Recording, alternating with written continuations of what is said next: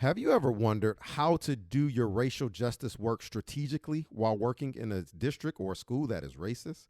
Or have you ever wondered how might you move wisely and do substantive racial justice work in your school or district without being fired? Well, if you answer yes to either of those questions, then you are in the right place. Hi, I'm Dr. Terrance L. I'm a tenured professor, and I've helped to prepare hundreds of racially just and anti-racist school leaders, and I want to help you. That's why I created this podcast to provide you and your team with real-world insights and practices that work so that you can collectively build racially just schools. On today's episode, I'm going to share with you a framework that you can use to navigate and to move strategically in order to do the collective racial justice work that you want to do and that is so desperately needed. I'm going to try to be as practical as possible to show you how you move strategically to do racial justice work while working in a racist or an unjust school or district. Before we get into today's episode, I want to remind you that this podcast is brought to you by www.raciallyjustschools.com. And when you join our community today, I will send you a free video on how to make your racial justice work better. I'm excited about you joining the community, and I look forward to meeting you. And if you're ready to get into today's episode, we will in 1 second. But first, I have a special announcer that's going to get us started. Welcome to the Racially Just Schools podcast with your host, Dr. Terrance L. He's my daddy, and he's the best ever. Let's go. You're listening to the Racially Just Schools podcast, the show that provides resources to help you and your team build racially just schools. Now, here's your host, Dr. Terrance L.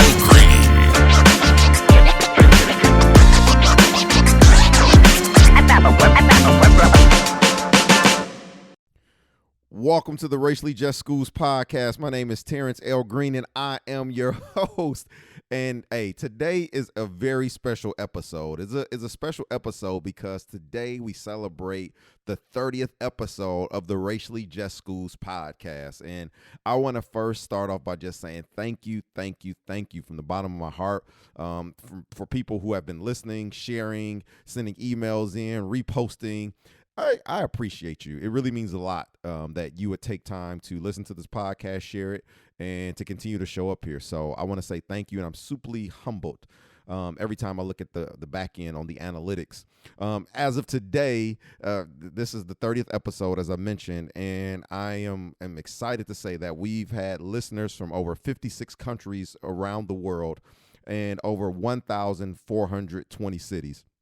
And very quickly, I want to shout out our top cities and our top countries.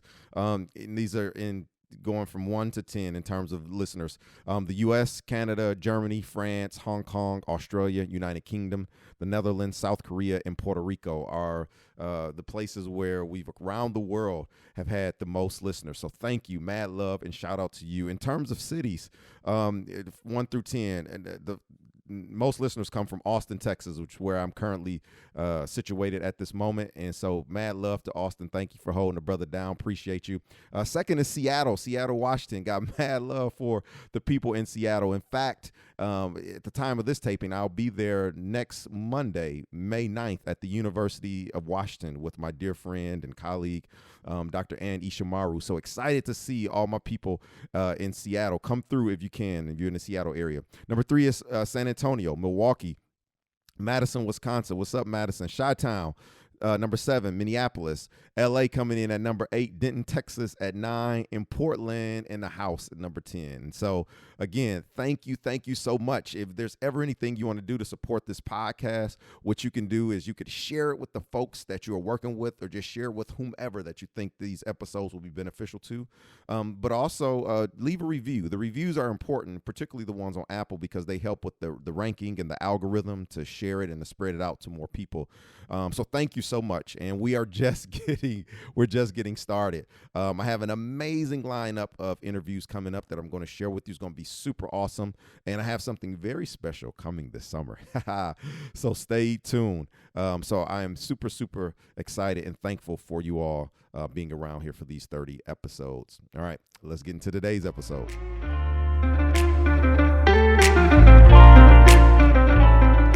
on today's episode, I am super excited about this one. I think this is going to be super important.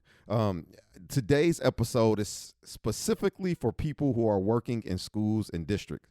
This episode is for people who want to move strategically. They want to move wisely. And in the words of the temperate radicals, they want to rock the boat while staying in the boat, right? These are people who know how to be cool and hot at the same time.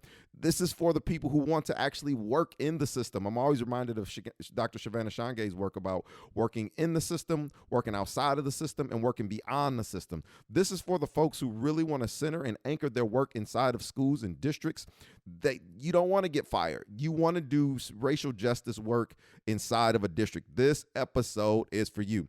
You know, as I think about people who want to be in districts, I remember when I was in graduate school, and we were learning about a graduate from our program who went to a district, and the person became principal, and I think at the first board meeting went to the school board and said, well, the problem here is that all y'all racist in the mug, up and down, and told them all who they are and what they've been doing.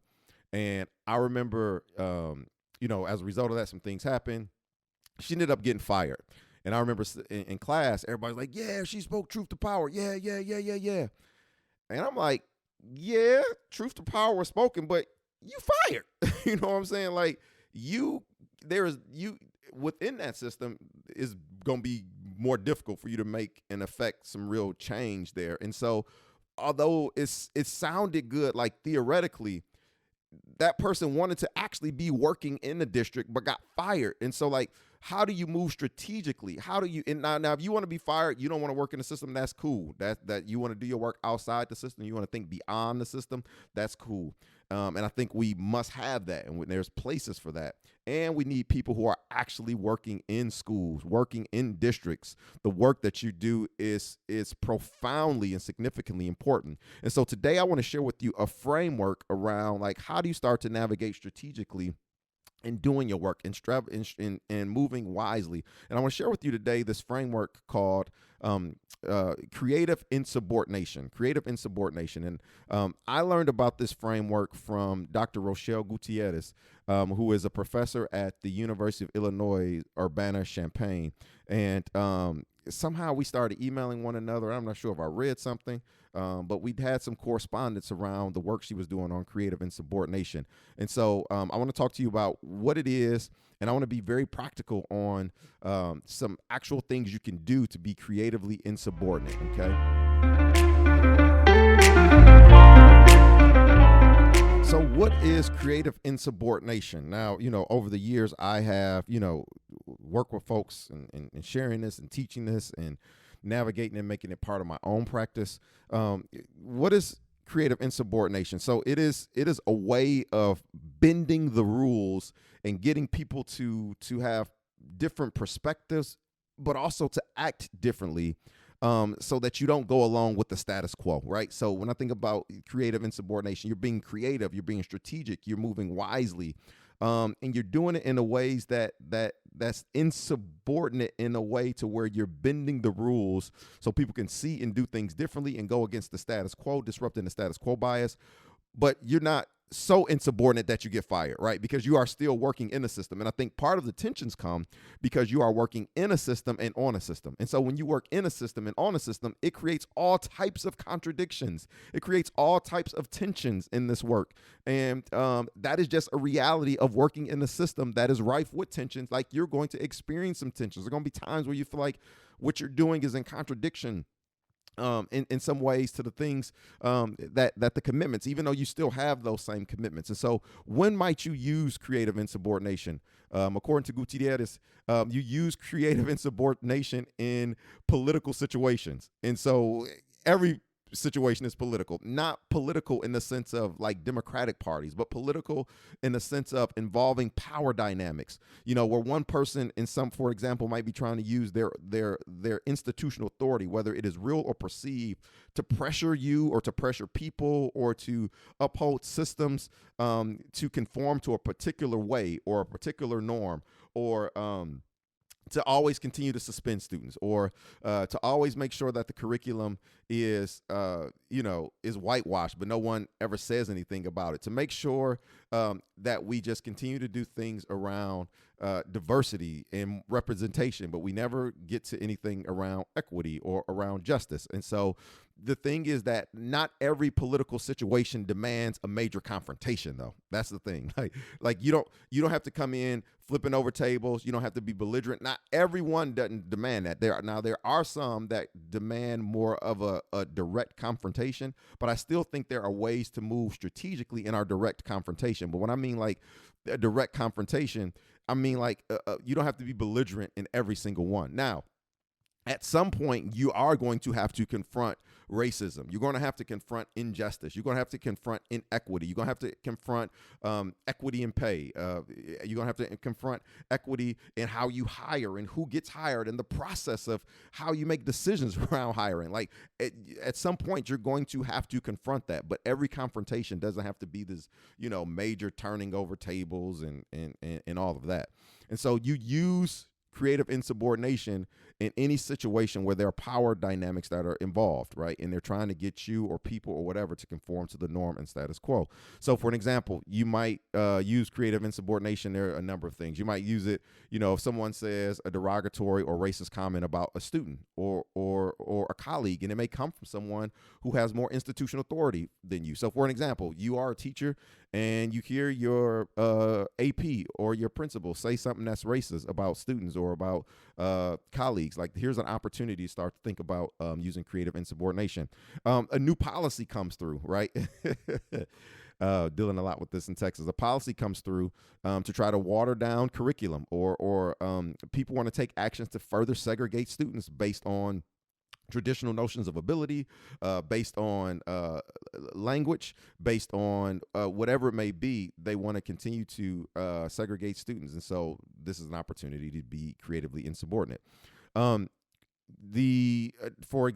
thing you could say, a department structure assigns the least prepared teachers to students in the classes that need the most support, right? So there becomes this mismatch between what teachers have to offer and then the students that need the support. So when decisions like this are being made, when you're in February and you're thinking about, enrollment for the following year, and you're thinking about planning and who's on whatever teacher teams or content level teams, and you start assigning the teachers who are the most impactful and who's been the most transformative, you start assigning them not with the students that need the most support, but the students who need the least support. Then here's an opportunity to be creatively insubordinate. A comment is made by another student about another student, right? And it perpetuates a myth. It perpetuates a stereotype. This is an opportunity to use a creative insubordination. So here we are. You can use creative insubordination on individual political interactions. You can use it on communal interactions. You can use it and you can use it also in organizational and structural interactions. So thinking about like, all right, so these situations are happening. How do you start to move creatively within this context where power dynamics are at play and you are working to try to make something happen towards racial justice? Now I want to share with you 6 entry points into being creatively insubordinate, right? 6 strategies, if you will, and a couple of disclaimers. Number one, they're not going to work in every situation, right? So this is not like magic. You do this and then voila, your system overnight is now justice based. This isn't that. So I want to be like super clear. But these are some things you can think about doing in the moment, or even coming back to as you're thinking about how do you move and navigate and continue to do your work. So I want to share these 6 strategies, these 6 entry points, these 6 practices into doing this work. And before we even talk about that, I want to just very clear to tell you this, which is first important for you to assess the context of the situation, right? In assessing the context of the situation, number one, you need to be thinking about a couple of questions. Like, what are the power dynamics that are operating here? You know what I mean? What is it like a dynamic between, a teacher who has more seniority versus a new teacher? Is it like, the administration and some families and caregivers and parents? Is it students, and there's a dynamic of race or gender or class. Like, so you need to first assess what are the dynamics of power that are at play within the institution. So with that is like, who is the speaker? Who is the one that's doing the talking? Who is the one that's actually engaged in the actions? That's another piece that you need to assess. And then along with that, what is your relationship with the speaker? What is your relationship with the one who is actually doing the microaggression or doing the thing that is racist or doing the thing that's inequitable? What is your relationship to that person? Because depending on the relationship that you have with that person, it will inform how you move. You may move differently, right? If it's somebody that you have a relationship with, you may call them in, or somebody that you don't have a relationship with, or and how they operate, you may have to do something strategically in a meeting in a public forum, right? So the person speaking, the relationship you have with them, and the dynamics of power operating are all essential to assessing the context. The other thing is, what is the context that you're finding yourself in, right? So is this, a faculty meeting? Is this a grade level team meeting?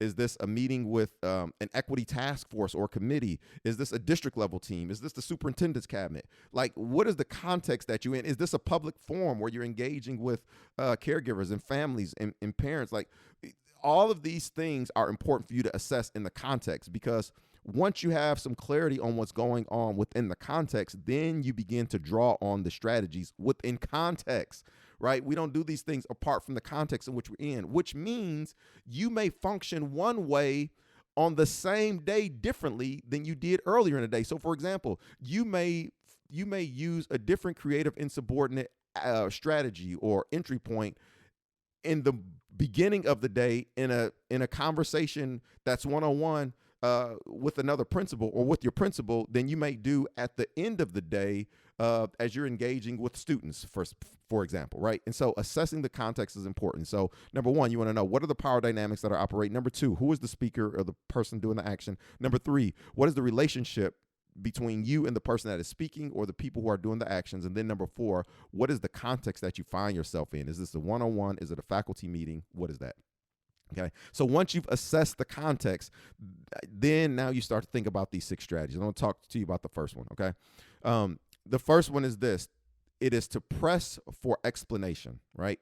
Press for explanation. You want to make people accountable for the things that they're doing, but you press them for an explanation through inquiry and through additional questions. And so, for an example, you may be in a meeting and someone will say, well, why do we have to have a Black History Month anyway, right? And, when I hear stuff like that, I'm ready to pop off in a number of directions, but you ain't got to pop off just right. You ain't got to do all that. Rather than, verbally attacking the speaker, you could say something like this. Please tell me more. Please say more. Could you elaborate on that? Tell me a little more. So you are pressing them to explain, right? It doesn't indicate that you're in agreement with them, but it invites people to engage in further conversation without everybody getting all defensive, right? And sometimes people still be in their feels, but it's like, tell me more. Or sometimes I'll say this. I'll be like, I'm not sure I fully understand. Can you give me some examples, right? I am pressing them to explain the thing that they're doing. In part, particularly, this work is heavily engaged around inquiry, right? And we are working through ways to elicit and to for things to emerge where people can begin to see the actions and the thinking that they're doing. We're moving it from like this concealed and covert type of a way to making it very overt, right? And then you start explaining, well, I don't think we should have Black History Month because we don't have White History Month. Oh, really? Right? So now we actually can start cooking with some grease. Now, you know what I'm saying? We can actually really dialogue and engage. We don't have a White History Month. That is very interesting that you say that. Tell me more, right? And as they're putting stuff on the table and you're making them explain, my experience has been a couple of things. One, as people are explaining out loud, they're starting to realize that what they are saying is very unjust, inequitable, racist, homophobic. It is all those things, right? Or the other thing is, as they are putting it on the table, and again, depending on the context and where you are, you now have opportunities for some powerful job embedded learning to ensue, right? But this very first one is to press for explanation. Why? Tell me more. I don't fully understand. Can you provide some examples? You know what I mean? And a lot of times, what folks can have in some of these situations is vividness biasness. And I've told you about this story about, folks I've worked with before and, blaming, all the black boys are always loud. And the more you press for an explanation, you ask them questions around it, you realize that there was one black boy that was loud that this teacher had an experience with, but it was so vivid in his mind that he then labeled and categorized every black boy as being loud. But that we never would have gotten to that if I would not have pressed for explanation. So this very first strategy is to press for explanation. The second or next entry point into creative insubordination is to counter with evidence. And in parentheses, you can put educate. So the first one was to press for explanation. In parentheses, you could say make them accountable.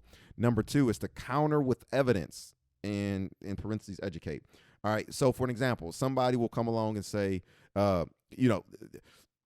these kids, they can't handle more rigorous curriculum. And then you counter with evidence, right?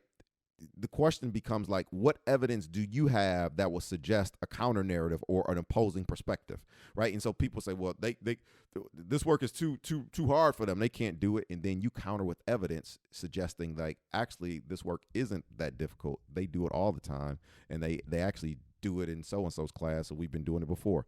And then the question becomes like, do you have examples of students' work or colleagues' work or the way they've engaged with one another? Or particular instructional processes that you use in your classroom that have worked, that have used in your practice, in the work that you all are doing as a grade level team, and the work that you all are doing as an equity team, and the work that you all are doing as a superintendent's cabinet, the work that you all are doing as a school board. Even if everybody isn't doing it, even if just a few of you are doing it, do you have examples that you can share? And this is why you always have to be documenting, right? And I'm gonna talk about that in a few, but you always have to be documenting and keeping a reservoir of knowledge that you can always use at your disposal. And one of the things about counting with evidence that you have to not let people do is don't let people put you in the exception box, right? So they'll say something like, oh yeah, that works in Terrance's class because he's the only black male we have, and so the black students, they like to work with Terrance or something like that.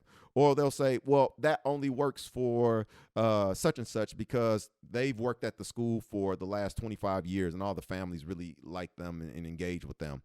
And so what you have to do is not let them focus on the individual, but you have to focus on the context that allows for students to be fully human, for students to excel. You have to focus on the context that allows for teams to really engage in some deep equity work. You have to focus on the context of what my friend Dakota Irby likes to say is the conditions, right? And so just be like, oh no, it's not me because I'm this amazing teacher. I'm thebomb.com, .net, .org. It's not that.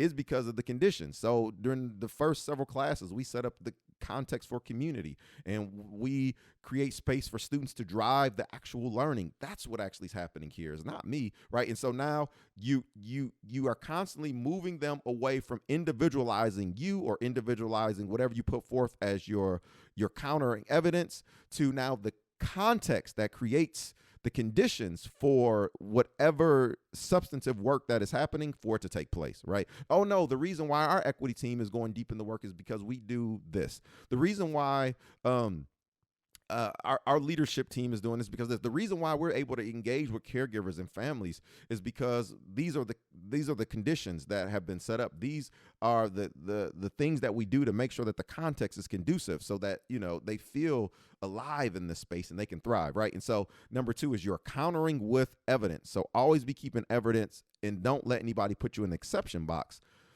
Push back on that and say it's not about the individual or the group of people, but it's about the context of what people are doing to create the conditions for people to have success. The third entry point into creative insubordination is to use the language of the institution against the institution.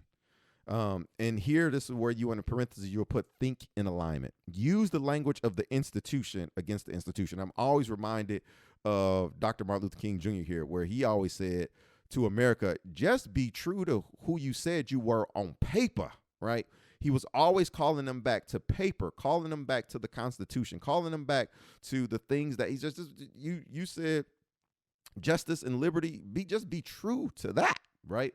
And thinking about not just men, but thinking about all human beings, but you using the language of the institution against the institution. All right, so how does this work? This is one that I draw on very heavily, particularly when I'm working with school leaders.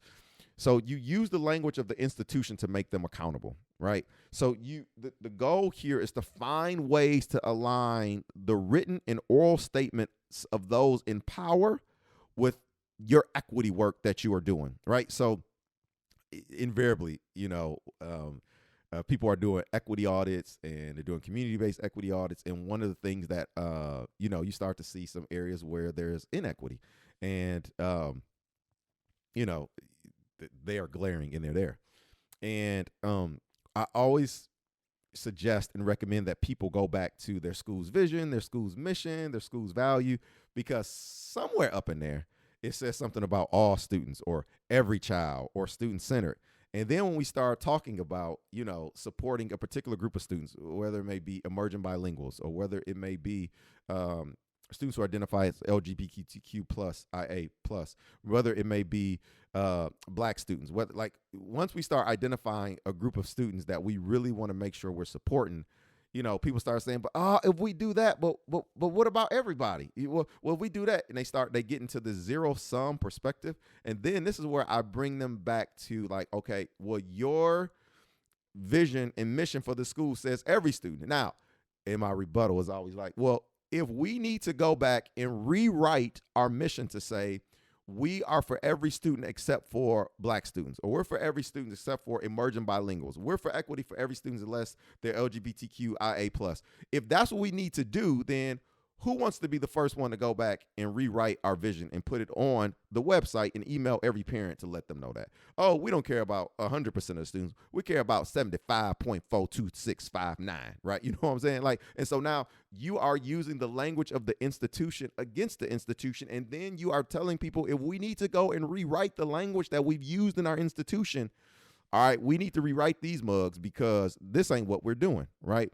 And so this, what students we going to leave out since we rewriting it, you know what I'm saying? And who's going to be the one to call their families and tell them that, this is what we doing, right? But you're literally using the institution's language against the institution. You are aligning what you're saying with what they have written, right? You're navigating and using the structures that they have put in place, the processes that they put in place, but specifically the discourse and the language that they put in place. And so you're using the language of the institution against the institution. So another thing in this alignment piece, oftentimes schools and districts, they salivate over large quantitative analysis. And the same things happen, I still think, in social science research. There still is a nodding of the cap to quantitative research as if it is more robust and more rigorous than qualitative research. But I would always be part of aligning back is asking, can you be the control case?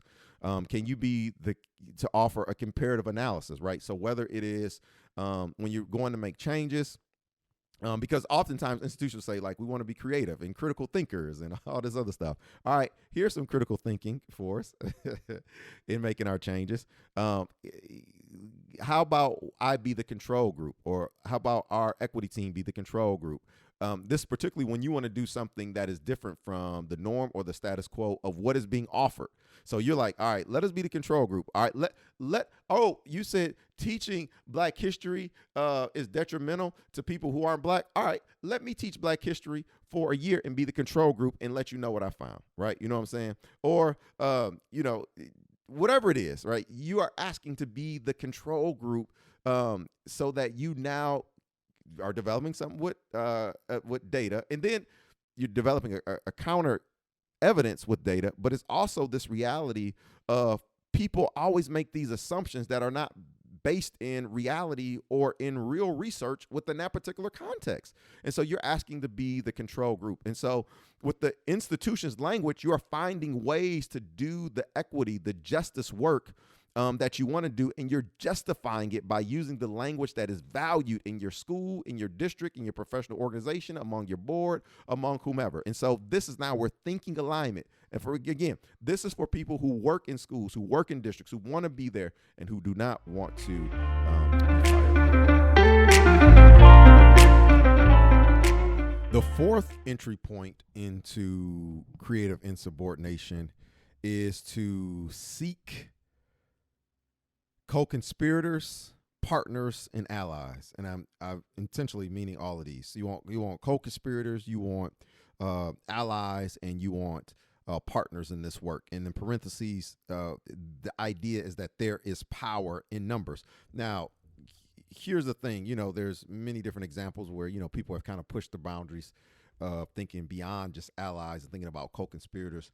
Shout out to people like Bettina Love and other folks who have been really pushing those in that conversation. When you think about, a co-conspirator versus an ally, one of the, metaphors that always comes to mind is, folks say like, you say you are out in the middle of the ocean and your ship is going down, and ally will be on shore hollering, be on the shore while you're in the middle of the ocean sinking, hollering and screaming, saying, "Oh my God, we got to get you out of there. This is so horrible. Oh my God, the ship is sinking, it's going down."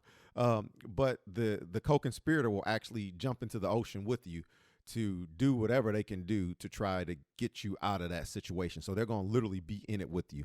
And I actually think given this work, you actually need both right? You need co-conspirators and you need allies.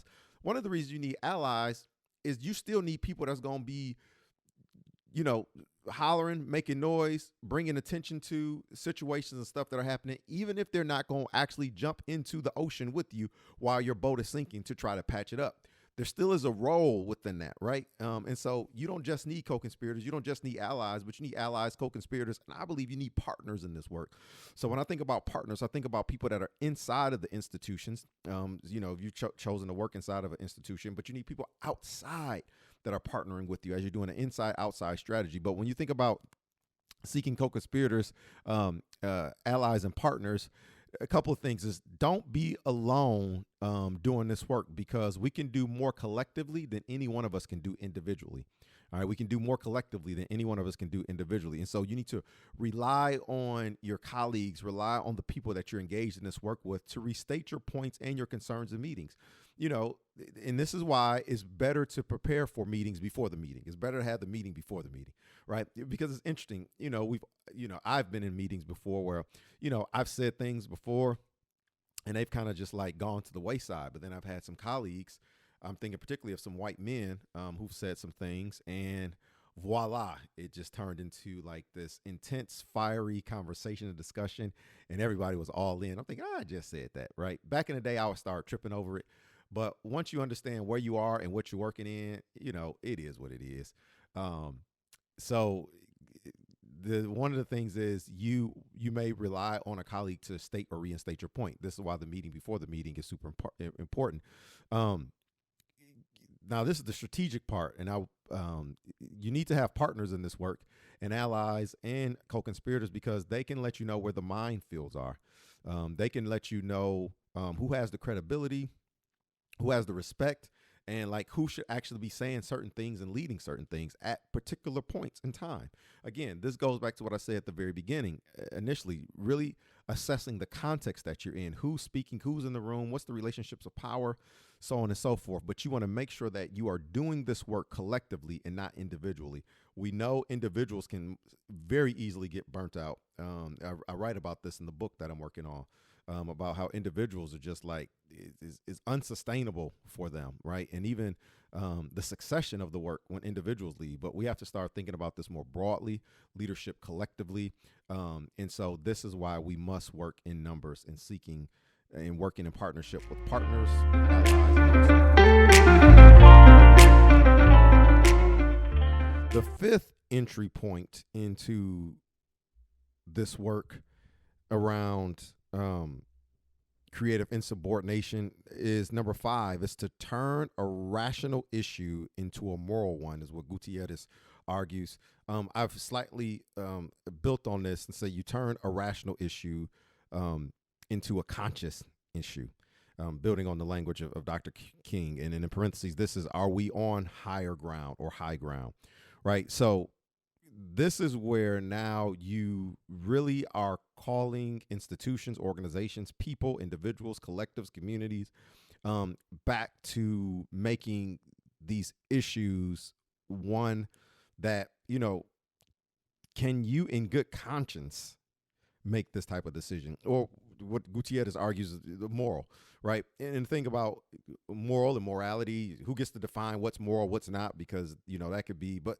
also you could make the same argument about who gets to decide what's good on your conscience, what's not. I like the language of consciousness building on King and stuff, but this is where you start to ask the questions like, regardless of what the data suggests or what has been done in the past, is this what we want to stand for as a school district, as a department, as a team, as a school, as teachers, right? Do we want to be known as the school or the district or the department that is explicitly racist against Latinx students? Do we want to be known as the school district that is dehumanizing? Does that sit well in our consciousness that that's who we want to be? And these types of the inverting the rational issue into a moral or conscious issue, these typically work best when they're done in public setting.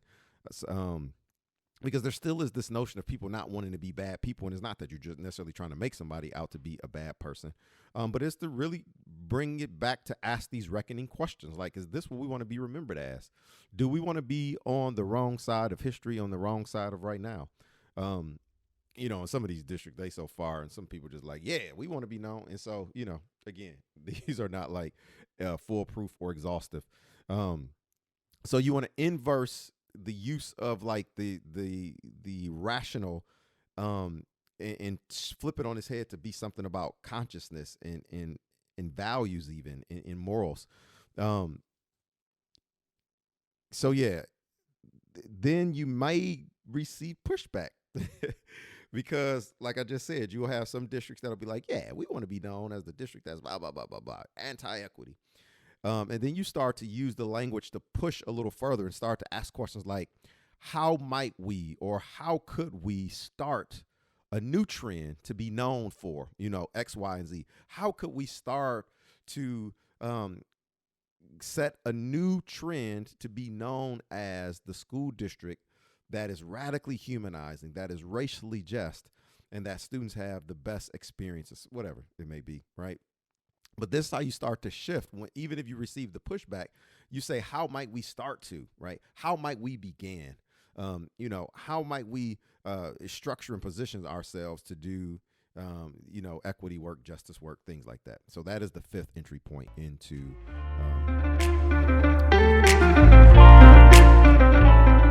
Finally, the sixth entry point into creative insubordination is to fly under the radar.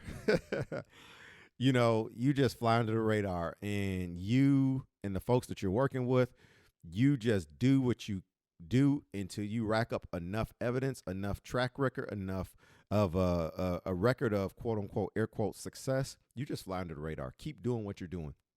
Because if you start thinking about change as being fractal, what you do at any level of the organization will have an impact throughout the organization. And it's difficult to see it sometimes and to experience it sometimes. But this is where we have to have the longer perspective around our work. But number 6 is the fly under the radar. Before we transition out of these, I want to just share a few ideas Gutierrez offers and some things over the years that I've come to learn about. How do you keep doing this work and not be dismissed? So I think one of the things is to press in with inquiry, and this came up a little bit earlier, but I'm going to be a little more explicit here. It's to press in with inquiry-based language. So I wonder, right? So they'll be like, well, we don't want to expand. I'm just making up something. Who has access to advanced placement courses because the students, they won't be able to handle the course because it's too rigorous or something like that. And then your inquiry, pressing with inquiry, might say, I wonder, how might we structure our pedagogy or our instruction to make sure that everyone is able to excel, right? So you're pressing back with the I wonder, right? You're opening up the doors of possibility with your language, but the language is inquiry based. And again, it's the stuff like tell me more, say more. Again, this is pressing for explanation. And then sometimes you have to say, hey, I'm going to have to think about that. So even if somebody you're trying to push back, they keep pressing, I think you can actually put pause on and say, I need to think about that. And I think I'm gonna come back to it. Right. Particularly if you're new at a school or newer at a district, you can kind of play the card like you don't know what's going on. And so you can say, well, I'm new here and, explain how that's going. Or I'm new here.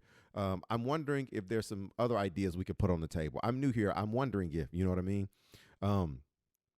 And so it's also good to try to model back to people what you're hearing them saying in terms of your inquiry language. It sounds like you're saying X, but I don't understand what you mean, right? It sounds like you're saying it's not important to make sure that Black and brown students have access to advanced placement courses, for example. But I think you mean something more broader, right? Right. So again, you could always use that. It sounds like you're saying X and kind of press them, put it on them. And this goes back to one of the things I teach in one of my courses, and I put in the book around the drama triangle, like how you set a lot of this up in your language and the discourse in the institution. But again, using this language, like it sounds like you're saying that you want to have our curriculum be racist, but I don't understand what you mean because I'm not sure if that's what you're saying. And you, again, put it back on them. Another thing is to hit the replay button. So after you might say, hey, I need to pause and think about that, you can come back. Because sometimes it takes me when I'm in a meeting or in a situation, sometimes I have to get out of it to process and then I can come back. So sometimes you have to hit the replay button. You come back to focus and say, hey, I've been thinking about what you said in X, Y, and Z. You might come back and say, I know I didn't say anything the first time you brought it up, but now that you're bringing it up again, I want to offer X, Y, and Z, right? I think there is something about radical empathy in listening, not just with your ears, but with your heart to understand what people are saying so you really can get it. And I think is very important. This is why the questions are good, I think, because questions invite curiosity. Statements are accusatory, right? And sometimes people do need to be, just need to straight up just say what it is flat out. And it can come off accusatory, whatever it is. But I think there's opportunities to use the inquiry as questions to spark the curiosity. And of course, creating a dialogue and a conversation in this context is better than just you preaching to somebody and giving them a sermon. So again, provide stories, ask questions, convey and show, don't necessarily tell. And engage people with deep discussion and critical reflection are also ways. So, yeah, I hope these have been helpful. Okay, I know that was a lot. And, yeah, it's a lot there. And that's not an exhaustive list. That's just to get you going. But really start to think about how do you begin to bend the rules in ways that are wise, that are strategic, in some ways that can continue to get done the substantive racial justice and equity work that needs to be done. And so I'm super excited to hear from you. If you got questions, let me know. Hey, if you're listening to it, sharing this, screenshot it, share it on Twitter, share it on LinkedIn, whatever social media platform you're on, so we can know that you're sharing it, and I greatly will appreciate it. So in the words of my brother, oh, Marima, see you when I see you. Peace. Well, that is it, folks. Thank you so much for joining. I hope you enjoyed it, and I am so excited and really looking forward to our time together during future podcasts. What I need you to do is to please hit the subscribe button, share with a friend, and please leave a review. I love reviews. And if you want to hear more from me, you can head on over to www.raciallyjustschools.com. That is www.raciallyjustschools.com. When you join our community, I have a free video for you on 3 tips that will make your racial justice work better. And again, if you love the show, hit subscribe, rate it, and leave a review on iTunes. And until next time, peace.